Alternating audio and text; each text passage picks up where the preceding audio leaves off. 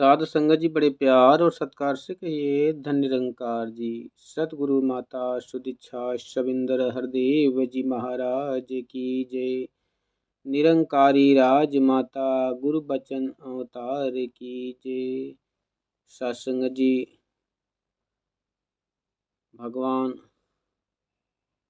जब जब इस धरती धरा पर आए साकार रूप में, सत्संग जी, कुछ न कुछ प्रयोजन था, कुछ न कुछ काम था, जिसके कारण उन्हें इस मानव तन में प्रकट होना पड़ा। जैसे सत्संग जी त्रेता युग में आए तो भगवान अवतार धारण करके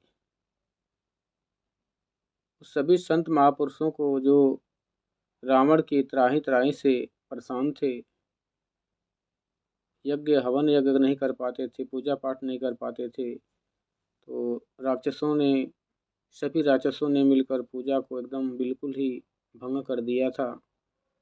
जहाँ भी वो हवन यज्ञ होती थी उसमें हड्डियाँ ले आके खून रक्त डाल देते थे, गंदी गंदी चीज़ें डाल देते थे जिससे परेशान होकर ऋषि मुनि ने आह्वान किया तो भगवान को अपने धर्म की रक्षा करने के लिए राम रूप में त्रेता में आना पड़ा। सत्संग जी, इसके पीछे और भी मकसद था। सत्संग जी की गौतम ऋषि की पत्नी को जो श्राप लगा था उनको पति द्वारा, सत्संग जी उन्हें भी तारने के लिए इस त्रेता युग में बहुत बड़ा एक कारण था। तो सत्संग जी उनके लिए भी वो अवतरित हुए और अपना कार्य किए चले गए सत्संग जी अपने धाम को।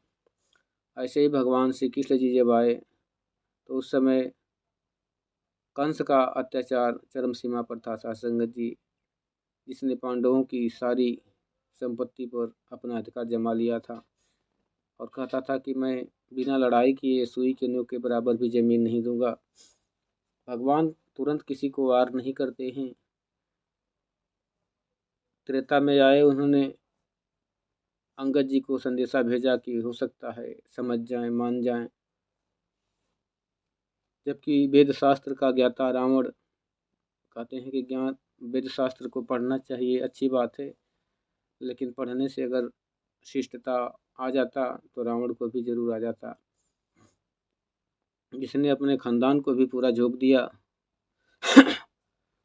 बातें होती है कि रावण ने अपने खानदान को मुक्त करने के लिए ऐसा काम किया।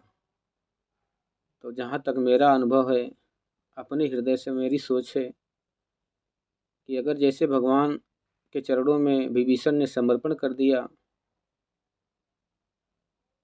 तो क्या विभीषण का पुतला जलाया जाता है? नहीं सत्संग जी, जिसने समर्पण भाव से कर दिया प्रेम से, वो गलती कितना भी बड़ा किया है बख्श देता है। पुराणों में भी कहा गया है कि इंसान कितना भी बड़ा गलती कर दे, लेकिन भक्ति में उसका अधिकार अवश्य होता है। परमात्मा की प्राप्ति में कोई रुकावट नहीं होती, उसको पाने का अधिकार उसको है, अपने जीवन संवारने का अधिकार भगवान ने सबको छूट दे रखा है। तो सत्संग जी, हमें इस द्वापर में आए तो उन्होंने संदेशा भेजा रावण को, त्रेता युग में भेजे। बाली सुग्रीव की जो मित्रता में बाधा पड़ी थी, भाई भाई दोनों थे, आपस में टकरा गए। उनको कुमार्ग पर चल रहे बाली को मारकर उन्होंने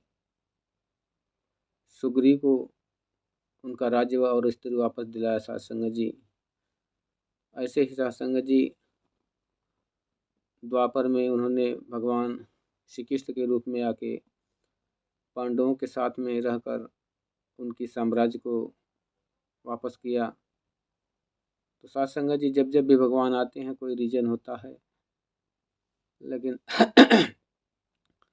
हम इसी तथ्य को पकड़ के नहीं बैठना है कि भगवान आएंगे तब हम दर्शन, क्योंकि जब भगवान उस रूप में आएंगे तो हमें क्या पता कि हम कौन से जन्म में रहेंगे, फिर से पाएंगे उनको कि नहीं पाएंगे। इसलिए अभी जो समय है पाने का, जो निराकार का, उसको अभी लाभ उठा लेना है सत्संग जी, इसको प्राप्त कर लेना है।